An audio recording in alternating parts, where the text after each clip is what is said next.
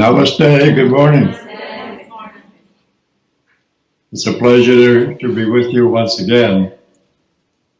So let's begin with a moment of meditation. Close your eyes, open your mind and your being to the infinite.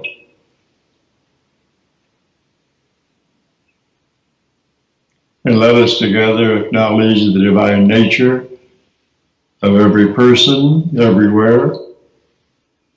And let us honor the great saints of all enlightenment traditions. And let us acknowledge the truth of our essence of being, with the understanding that we are flawless units of the pure essence of an ultimate reality.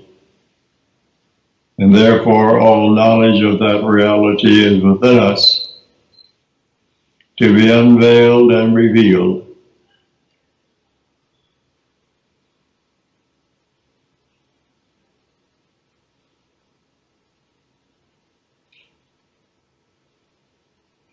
And as this knowledge is unveiled and revealed, we are spiritually enlightened, provided with knowledge of higher realities, our true nature, and the wholeness of life.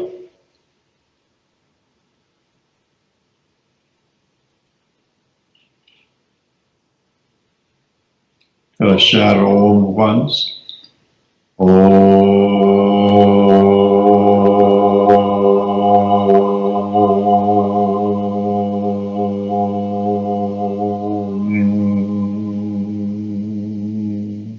Peace.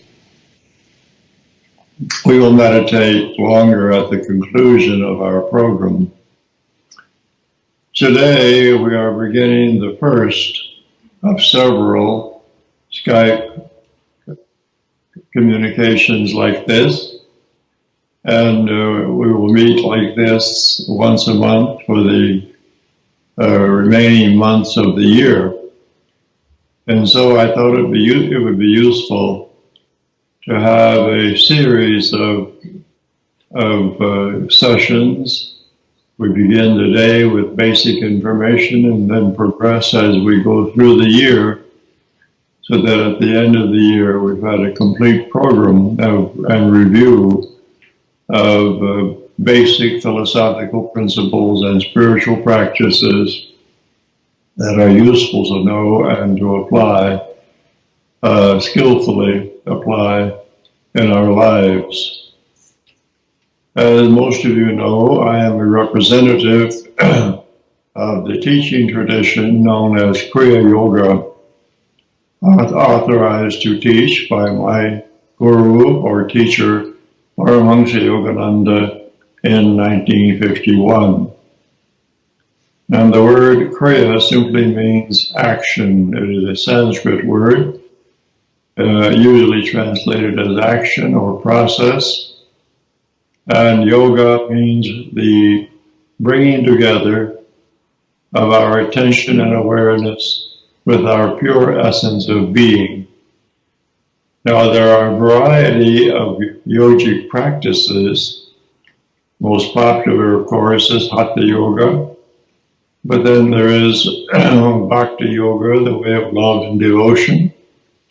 There is Karma Yoga, the way of selfless, proper action, moral, ethical behavior, performing actions that are useful and necessary without egotistic attachment to what we do or the results of what we do.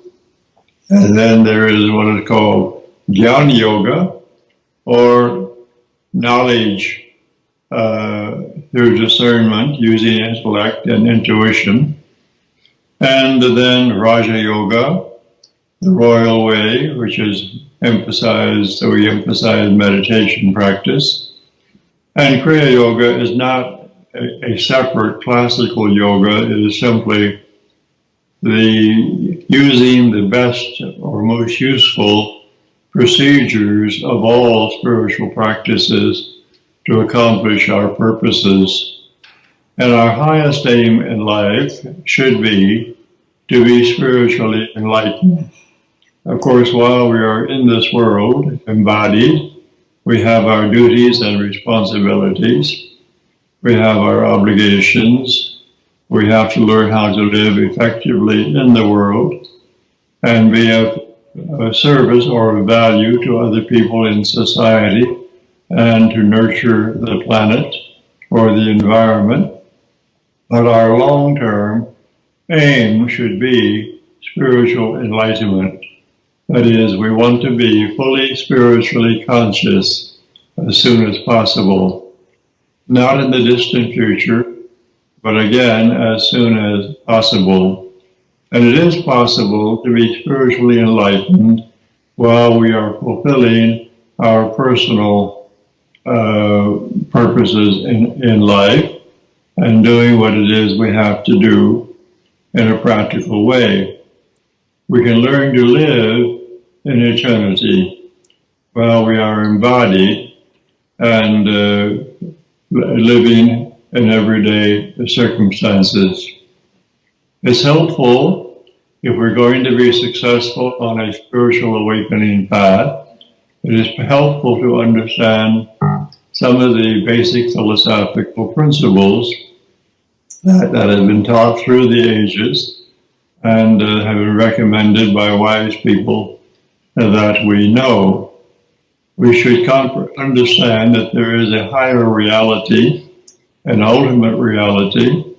People call it God or Allah or Dios or Dia or Dios, depending on language, Brahma and so forth. These are words that we use to refer to an ultimate reality, a higher power, a reality which produced the universe and maintains it, and the essence of which we are units.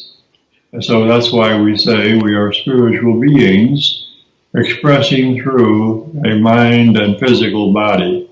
But our essence is spiritual. At this level of essence, or being, or soul, we are immortal. At this level, we are always serene, peaceful, and self-aware. But it is only when we are identified with the restless patterns of the mind and the emotional conflicts and disturbances, or with external environment excessively, that we forget our true nature, or we are unaware of it. And even when we have occasions of being aware of what we are, we all know from experience that it's easy to have these lapses of awareness during which we forget our true nature and we begin to think and behave like ordinary habit-bound individuals. So it is essential that we remember, first of all, that we are spiritual beings and that awakening to that realization is possible and should be considered the highest aim of our life while we are incarnated. We can know this ultimate reality by using our intellect to discriminate between what it is not, and what it is. We can know it more clearly with intuition, and we can actually experience what it is. That's the important thing. We can experience this reality. And when we experience this reality, it is called realization. When we experience what we are, our true nature, it is called self-realization. The self, with the uppercase S, the word self is used to designate the true nature. The small sense of self is the egocentric or personality-oriented sense of self, which is a mistaken perception of what we are. So awakening to what we are as a spiritual being experiencing that reality and having accurate knowledge of it is what is called self-realization. There are various procedures, actions we can use to make easier our self-realization. In the Kriya Yoga tradition, we say that the simplest path, or direct way of action is one, to be self-disciplined, discipline the mind and behaviors so we can live constructively. Two, engage in profound analysis and study of higher realities and our true nature. And three, to rise above this mistaken sense of self-identity, which we call ego. The word ego was coined by Freud, the German psychologist, many years ago, and he referred to it as this mistaken sense of self-identity, or I, what I think I am. But the real essence is pure consciousness. So in the Kriya Yoga tradition, we say the procedure is this: live an ethical life, honest, ethical, moral life, study metaphysical or higher reality principles, and engage in practices that will remove from the mind and the psychic nature the obstacles or the conditions that inhibit or get in the way of being self-realized. In the Yoga Sutras written by Patanjali about 2,000 years ago, he wrote that the practice of Kriya Yoga procedures are practiced to weaken and remove all troublesome conditions and for the cultivation of self-realization. So the things that we do that are beneficial regarding purification, clarification of awareness are our spiritual practices. Among the spiritual practices, of course, one of the basic routines is meditation. Learning how to meditate, how to quiet the mind, how to settle the emotions.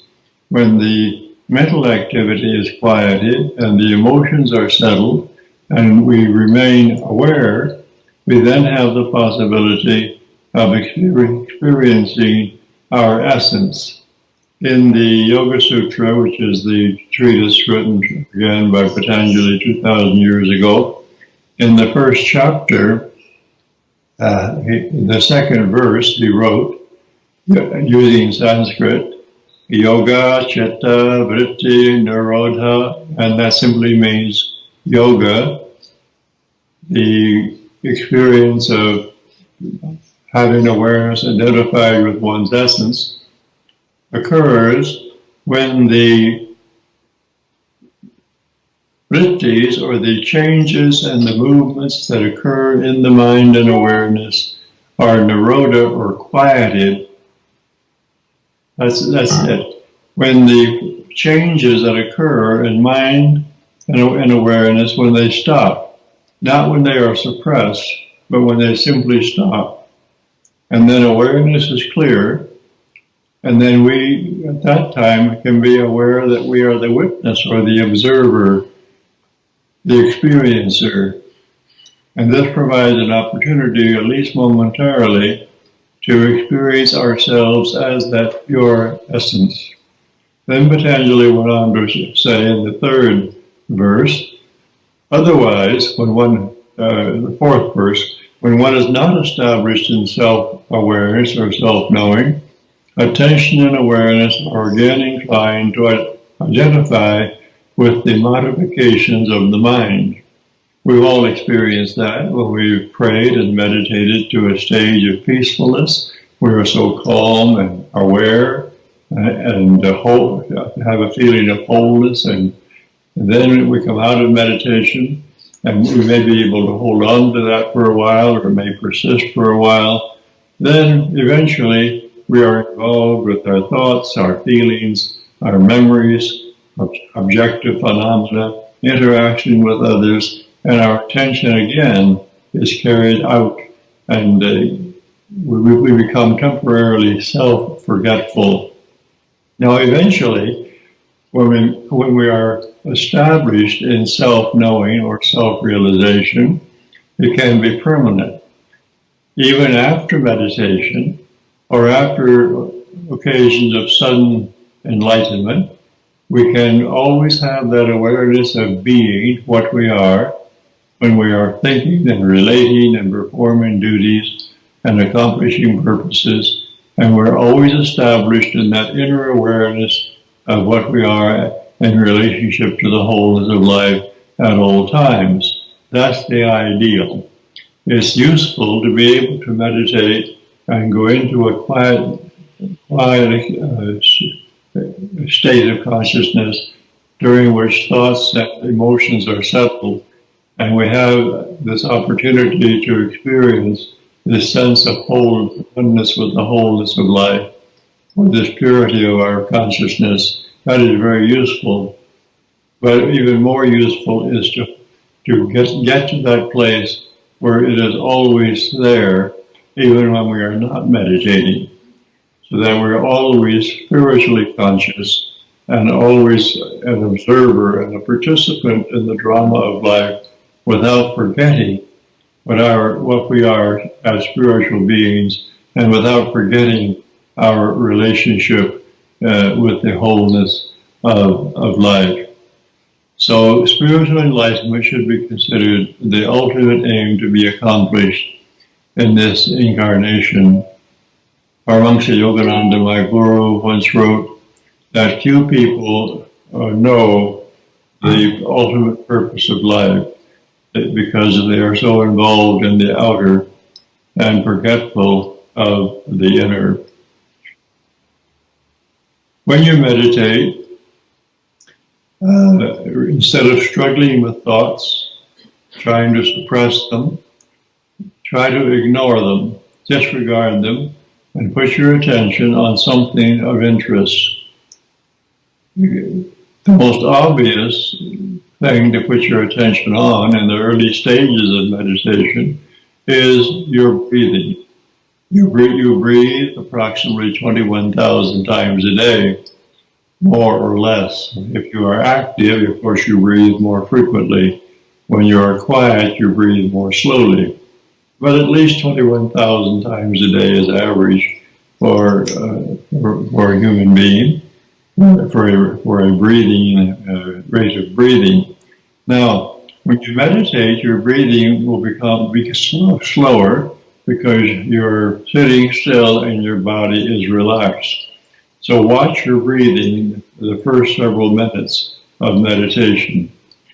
If you say, as many people do, when you close your eyes, the thoughts are very invasive and troublesome, and your feelings or moods are changing, put your attention on your breathing. You cannot simultaneously be aware of several things at the same time. So if you put your awareness on your breathing, you are not at that time overly aware of your thoughts and your shifting moods. You may still be aware of them in the background of your awareness, but they are not troublesome. And eventually you can disregard them entirely. So observing the breathing and breathing smoothly is very useful in the early stages of meditation practice. Slow breathing, slow regular breathing influences what is called the parasympathetic nervous system, which has a calming effect on the mind and the body. The what is called the autonomic nervous system is the unconscious, it's unconscious really, it contributes to the body functions. That is, we don't have to think about how to digest our food or how to keep our heart beating, how to keep the hormones being secreted. The nervous system takes care of that. The sympathetic part of the nervous system is related to what is called the flight or fight syndrome, when we feel threatened or when we are in a situation that where we have to be on guard so at that time heart beats faster, digestive processes slow down, we are more stressed, temporarily more alert, but that is not a good state of awareness or emotional state to have all the time, because it is too stressful. It is useful for survival, of course, but when you meditate, what you want to do is breathe slowly, rhythmically, so that what is called the parasympathetic nervous system can be influential, and this contributes to quieting, unstressing of the nervous system and body, quieting of the physiological functions, slowing down of the heart rate, slight reduction of blood pressure, mental calmness, and emotional calmness and stability. So that's why we say when you first sit to meditate, observe your breathing and breathe slowly, naturally. But by naturally, we mean, you put your hands here, for instance, so you breathe to experiment. And when you inhale, your abdomen should extend a little bit, come out. When you exhale, it should go in. And that's because the diaphragm, when you inhale, the lungs are inflated, and the diaphragm here pushes down. So this is called natural breathing. It is conducive to relaxation. If you're stressed, you may be inclined to breathe only from up here like this, and you're not relaxed. But if you breathe naturally, when you inhale, there'll be the abdomen will be pushed out slightly, and when you inhale, it will come back this way. And you can perhaps feel this more obviously if you lie down on your back and put your hands here and breathe naturally, and you'll notice with inhalation, the abdomen extends slightly, and with exhalation, it retracts. And this natural breathing is conducive to relaxation of the body and calming of the mind. So when you first sit to meditate, sit upright like this, and let's do this now for an experiment. Just sit upright like this. Put your attention gently in the front part of the brain, right between the eyebrows. It is not necessary to forcibly look up there or to roll the eyes up. Just have your attention and your awareness there.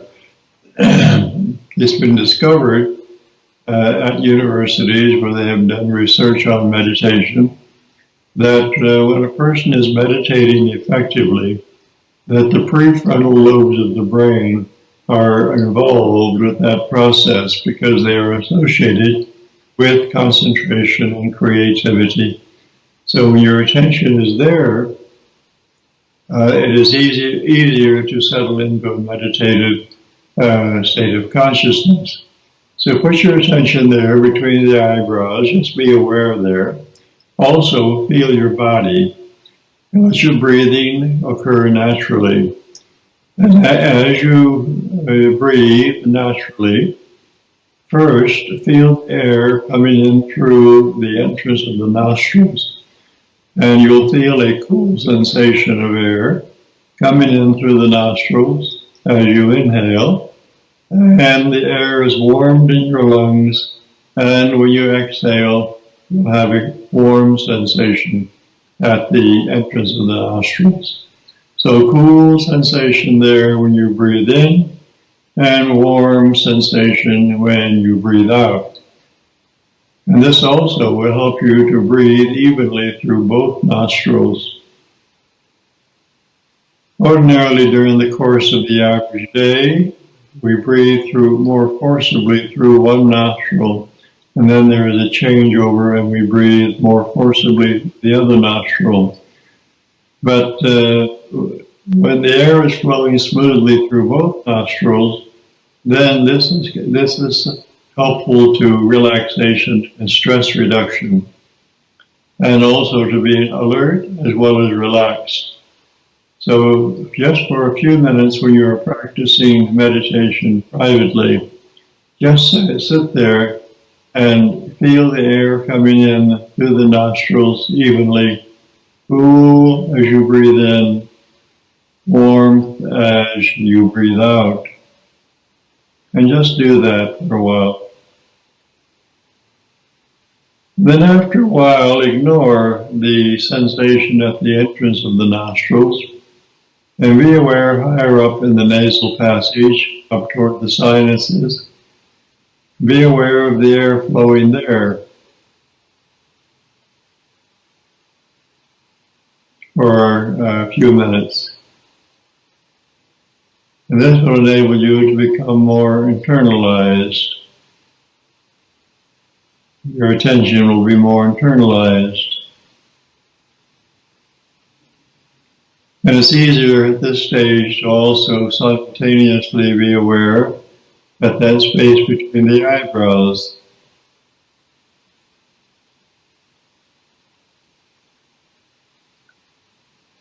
And you'll notice that when you are watching the breathing and experiencing it, and your attention is focused there between the eyebrows, then it's easier to disregard random thoughts and emotional surges or emotional changes. It's easier to disregard them. Then after a while, disregard the sensation of air flowing in the higher region of the nasal passages and just feel the body breathe. And notice those occasions which will occur from time to time when after inhalation and after exhalation there is a temporary pause. You are not holding the breath, you are not restraining the impulse to breathe, but there is a natural pause that occurs after inhalation and after exhalation. And during these occasions of natural pause, momentary non-breathing, you'll notice that your awareness is more clear, that thoughts seem to stop. As you are aware of a space between streams of thoughts, and momentarily have an experience of simply being aware of awareness, or aware of being, with no thoughts or feelings interfering. And then when breathing begins again of its own accord, as it will, just let it happen. And then later on, when there is a temporary pause, notice that experience of clear awareness in the moment. You are very alert, poised and peaceful.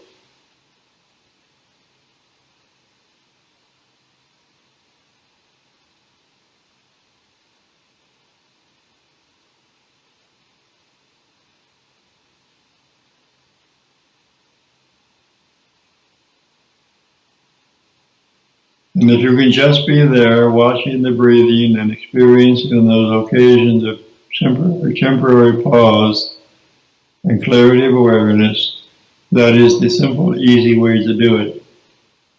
But if you need something else to focus your attention on, to stay involved with the process, then mentally recite a simple word, synchronized with breathing.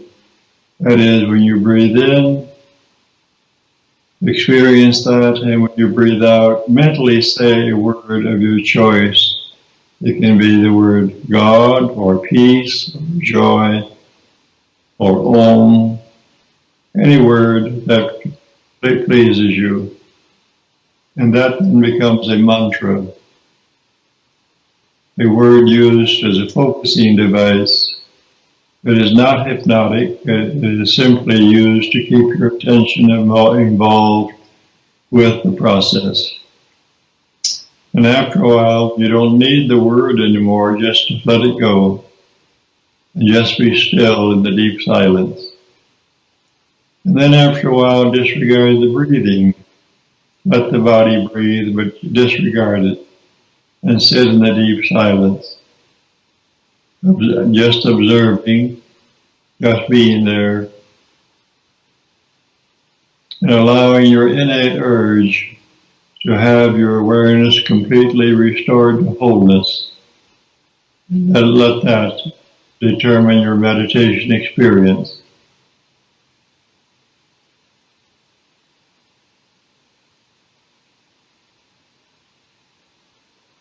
So sitting poised, with attention focused between the eyebrows, being very observant,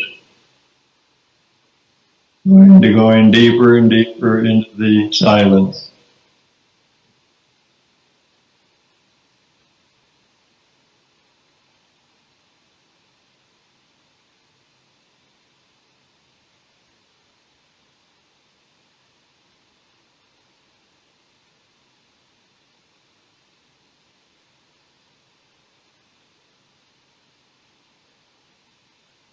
And when you are at this stage, if thoughts still arise in your mind, then at least think of your relationship with the infinite.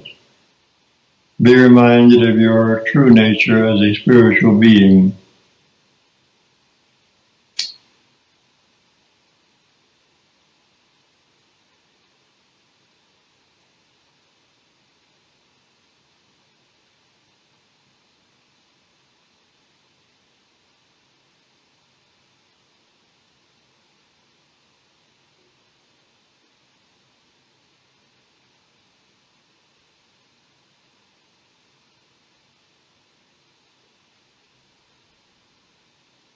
All right, let's conclude this short session. Chant Om once.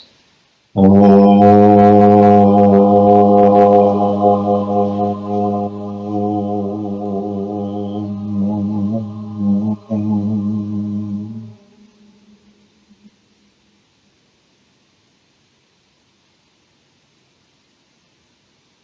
And when you meditate, you get to the stage of deep, calm, clear awareness. It's useful to sit there in that state for as long as you are comfortable. And then you have the opportunity to experience spontaneous occasions of clarity of awareness or transcendence. It would just happen. And after you have such experiences, you will have the memories of them. The main thing when meditating, don't strain and don't struggle. Don't try to suppress your thoughts. And don't use a lot of force or emotion. Calm, peaceful approach is most useful. Because when the restless movements of the mind stop and the emotions are settled and our awareness is clear, then we have an opportunity to experience what is called super consciousness. The word super, or the prefix super, means above or beyond. So a super conscious state is a state of conscious awareness that is other than ordinary states of consciousness. Ordinary states of consciousness, or everyday states of consciousness, are modified by your thoughts, your memories, your feelings, your emotional reactions, and so on. But when you are superconscious, you are not aware of any of those conditions. It is a state of transcendence, an extreme clarity of awareness. And the beneficial, some of the beneficial effects of repeated superconscious experience are that the immune system is strengthened, and our powers of concentration are improved, and our biological aging processes become slower. But most important is the superconscious influence gets deep into the deeper layers of the mind, or levels of the mind, and actually purifies the subconscious. It resists and weakens and eventually neutralizes troublesome subconscious conditions. So we can experience transformation at the deeper levels of mind by repeated episodes of superconsciousness, not just one episode or one instance, but repeated, frequent episodes of superconsciousness. That is why we recommend daily meditation practice. And if you don't already have a daily meditation practice routine, I highly recommend it.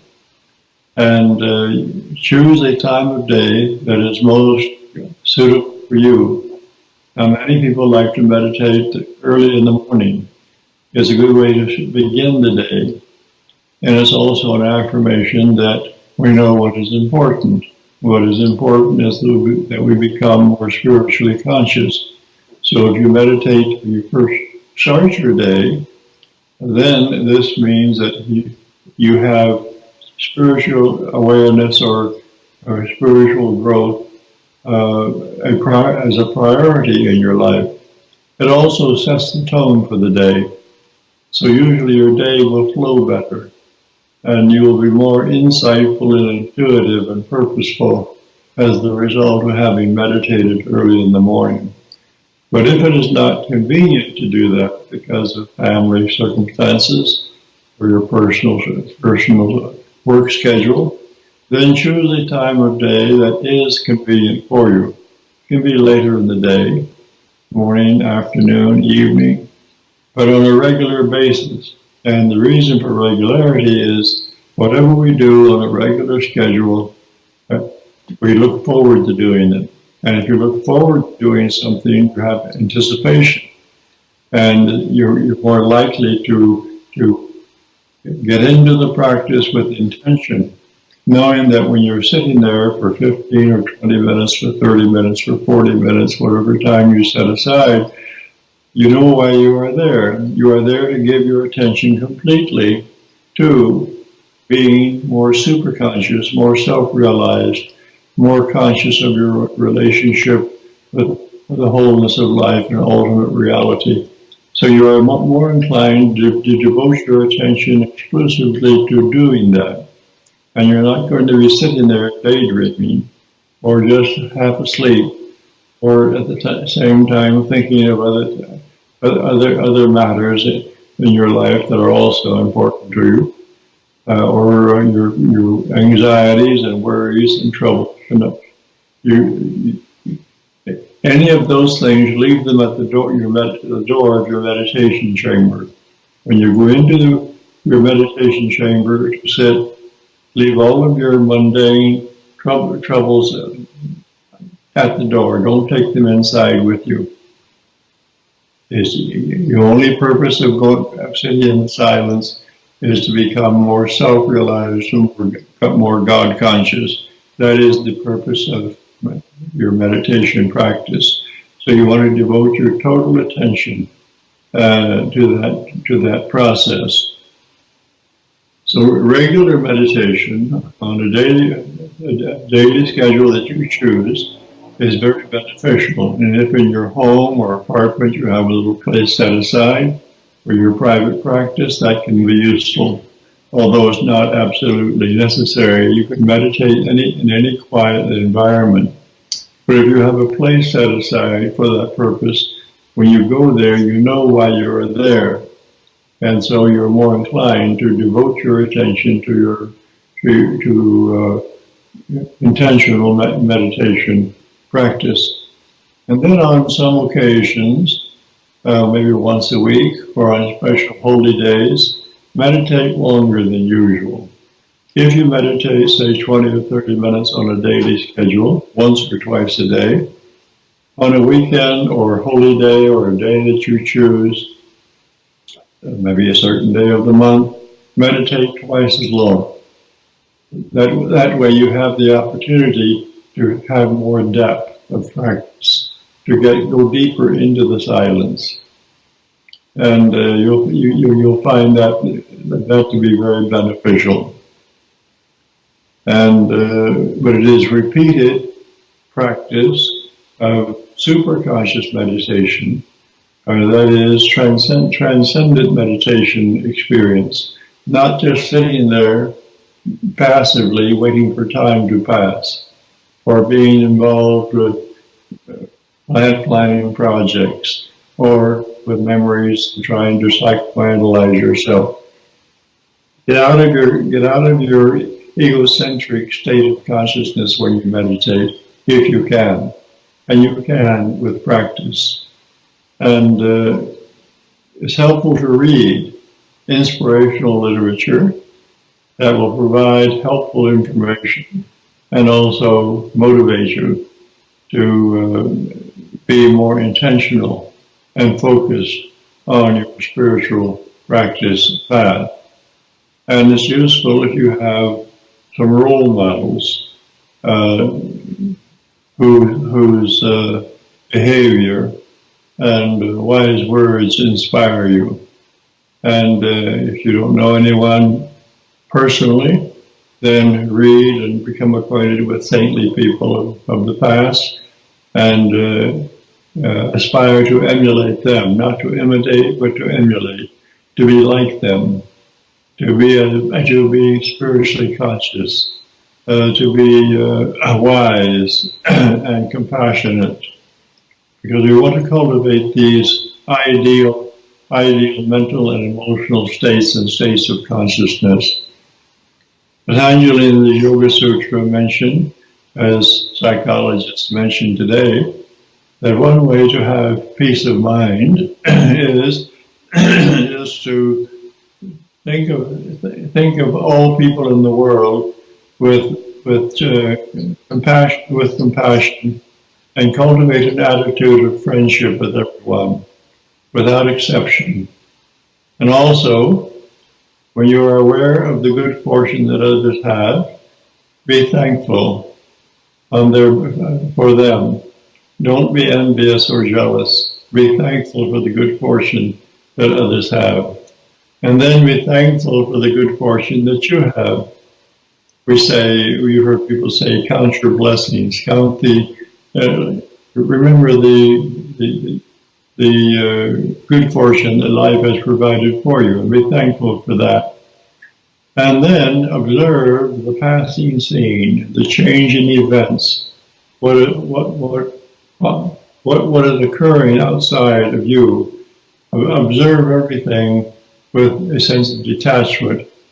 Be interested, but somewhat detached, so that you are not emotionally conflicted or unduly disturbed by what you see or hear. Especially today, there are many challenges in our larger world, and if you are aware of national, international events and political situations, and global warming and other challenges that have to be confronted, better attitude is to look upon these things with understanding, knowing that they too will pass away, that things will improve, that don't get emotionally involved to the stage of being disturbed and become unhappy by what you see or what you hear. To learn to maintain inner peace, your spiritual awareness, even while you are interacting effectively and wisely with situations and with other people. Maintain your inner peace at all times. That is possible. In the Yoga Sutras, Patanjali wrote in the second chapter about some of the spiritual practices to utilize. And one, early on, was simply to learn to be soul contented, inwardly peaceful at all times, in all situations. Even before we are spiritually enlightened, we can learn to find that place inside of us that is the real core of our being, and learn to be established in it at all times, so that we can always be peaceful and calm, regardless of the circumstances in which we are at the moment or which we observe. There is that quiet place inside of us where we can be centered and calm at all times. And then as we live in this way, our understanding improves, our intuitive powers improve, and we notice also that circumstances in our life seem to improve, that a larger reality or higher power seems to be supportive of us, as I think it is. And when our mental states are positive, and when our states of consciousness are clear or superconscious or transcendent, then we experience good fortune, fortunate events, and sometimes we call this grace, that simply occur. There are some people, as you know, who say that their life is one troublesome condition after another, one problem after another. Others say, no, my life is one blessing after another, one good experience after another. Opportunities are presented, and circumstances and resources that I need are simply there for me, effortlessly provided. And so the difference is a person's state of consciousness. So we have to analyze, what am I anticipating? What am I expecting? And so it's important to be optimistic. I can remember my guru, my teacher, Paramahansa Yogananda, advising me and other disciples, other people, to always be cheerful but grave, or cheerful and well-mannered. And when you are cheerful, you are optimistic, and life is more enjoyable. He also said, when you are self-realized, or as he put it, when you know God, what God is, life is enjoyable. And when you are not self-realized, and you don't know your relationship with the infinite, life can be anything but enjoyable. So it's all right to live in this world and enjoy being here. That we live from the center of our being, and we don't depend upon external events for our sense of well-being and happiness. We live from the inside, understanding that we're grounded or established in a larger reality. And out of this larger reality, the universes have come into manifestation. There's something to remember. The ultimate reality has a transcendent or pure essence that doesn't have any characteristics or attributes. It's always what it is. And something worth contemplating sometimes when sitting silently is contemplating this ultimate reality that has always existed, and inquire, how can there be something that has always existed, that never had an origin, that is always what it is and will always be what it is? That is a useful thing to contemplate. But that ultimate reality has a pure or transcendent essence, and that it also has an expressive aspect with energetic influences that make possible emanations or manifestations of universes. And also, these energetic influences pervade the universes and are involved in all of the processes of life. So there's only one reality, the ultimate reality, but its energetic influences manifest universes, and units of its pure essence are souls incarnate into bodies. But from the overview, there is only one reality. So that's why we talk about the wholeness of life, the oneness of life. One reality. So we are not dualistic. We don't talk, at least I don't talk about God and something else. Only reality. One reality. Manifesting as its energetic influences, manifesting as everything that is in manifestation. And yet, beyond that, there's an absolute essence, which is transcendent, which is not involved with the universal processes. and this entire range of this ultimate reality can be known, understood, apprehended, and experienced or realized. That is the ideal. So I have been involved on this spiritual path for almost 70 years now. I began my spiritual quest, my search for higher reality when I was in my early teens and teenage years. And when I was 15 or 16, I began to read books on the world religions and philosophy and psychology. And then when I was 18, I read Paramahansa Yogananda's Autobiography of a Yogi, this classic book.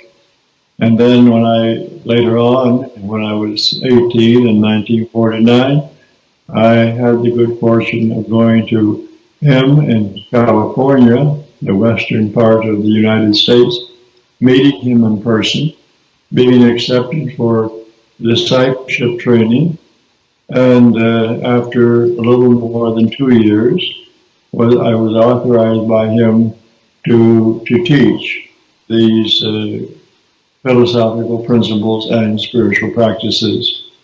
So I've been doing this for many, many years, and I've always been very focused and intentional. And people who have known me for many years know that I've always been consistent in my emphasis of what is important. And I've emphasized the usefulness of focusing on important matters and disregarding, or at least minimizing, what is not important.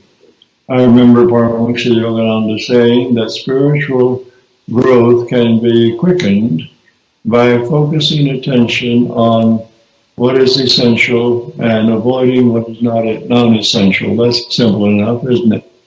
If you know what will produce the results or allow the results that you want to have, if you will do what will produce or allow those results to occur, and you avoid what is troublesome or not useful, you're going to be successful on your spiritual awakening path, just as you accomplish a project in the mundane world. So you have a project, you want to do something, create a business or build a house or start a business.